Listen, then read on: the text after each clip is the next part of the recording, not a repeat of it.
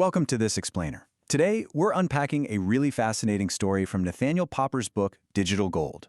We're going to explore how this highly decentralized experiment, which was literally born right out of a global financial crisis, transformed into a worldwide phenomenon that completely challenged our entire concept of money. So I want you to imagine a scenario that, honestly, many of us actually lived through. The banks are failing, and the massive institutions we rely on to manage our wealth seem to be just crumbling. It's exactly this kind of total collapse in public trust that prompts a pretty radical question. Is there a better, completely decentralized way to do this? Here's our roadmap for today. First, the birth of digital gold. Second, fueling the underground economy. Third, uniting diverse political dissidents. Fourth, escaping Argentina's financial crisis. And finally, revolutionizing trust. Section 1. The birth of digital gold. A decentralized response to the 2008 crisis. Right out of the chaos of that 2008 collapse came a completely new architecture, built entirely on open-source code and public key cryptography. Bitcoin fundamentally shifted power away from central banks. There's absolutely no single authority calling the shots here. Anyone, anywhere can just access the code and participate. It was a real game changer. Now, the unhackable backbone of this whole shebang is the blockchain. Instead of a bank hoarding a private ledger behind closed doors, this is a communal database distributed across a public network. Every single transaction is visible to everyone, yet secured by advanced encryption. So, how do you keep that shared record secure? Well, new transactions are batched together every 10 minutes. And changing the underlying rules, that requires majority consensus. For a bad actor to actually manipulate this ledger, they'd have to hijack 51% of the entire global network. That is a nearly impossible feat. Section 2. Fueling the underground economy. The darknet's proving ground.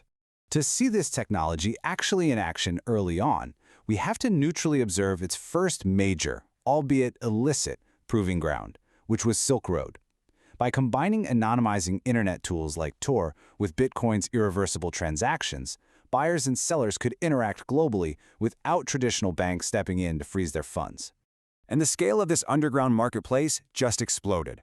Silk Road opened up in February 2011. Just over a year later, it boasted 10,000 registered users and 35,000 daily transactions. It thrived outside the law until the FBI finally seized control from Ross Ulbricht in September 2013. Because of this massive real-world utility, Bitcoin's value didn't just grow, it skyrocketed. We're talking going from just a single dollar to an incredible $140 by the year 2013. Section 3. Uniting diverse political dissidents. The search for censorship resistance. All right, stepping out of the black market, we find a wildly diverse political arena. Cypherpunks, anarchists, Tea Party supporters, and Occupy Wall Street. Talk about strange bedfellows, right? But what united these totally opposed groups was a shared fear of centralized government control and corporate bailouts. They all looked to Bitcoin as their alternative. We saw exactly why this censorship resistance mattered so much back in 2011. After publishing classified diplomatic cables, WikiLeaks saw its revenue slashed by a staggering 95%. Why? Because the government pressured traditional processors like Visa and PayPal to block donations. This massive financial blockade instantly validated the need for money that simply couldn't be shut off by a political phone call. And right around that same time, the Occupy Wall Street movement was actually holding Bitcoin meetups in New York, exploring it as a donation channel completely immune to government interference. For these activists, the code literally offered the blueprint for a much freer economic infrastructure. Section 4. Escaping Argentina's financial crisis. A digital safe haven. Now, we also saw this play out not just with activists, but with everyday folks. Down in Argentina, people were facing recurring financial crises, rampant inflation, and incredibly strict government-controlled exchange rates. When trust in the national currency just vanished, everyday citizens turned to digital gold just to secure the value of their hard-earned money. They were looking for an economic lifeboat. I mean, for someone trying to preserve their life savings, the math was impossible to ignore. Since 2013, the Argentine peso fell by 25% against the US dollar. In that exact same period, Bitcoin's value shot up by 860%. As a legitimate safe haven, the choice for them became remarkably clear. Section 5. Beyond Money. Revolutionizing Trust. The Future of the Blockchain.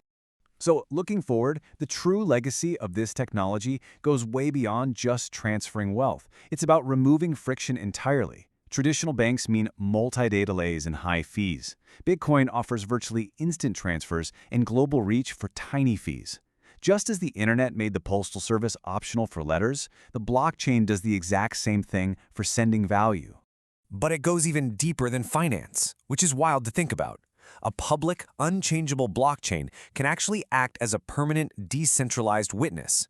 It eliminates the automatic need for expensive intermediaries, like notaries or lawyers, to verify agreements.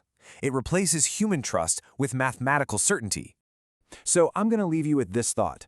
We've seen it challenge central banks, bypass government censorship, and act as a lifeboat in collapsing economies. If lines of code can now replace legal witnesses, what other deeply entrenched traditional institution will the blockchain disrupt next? Because as our world rapidly digitizes, the most intriguing applications of this are absolutely still waiting to be discovered.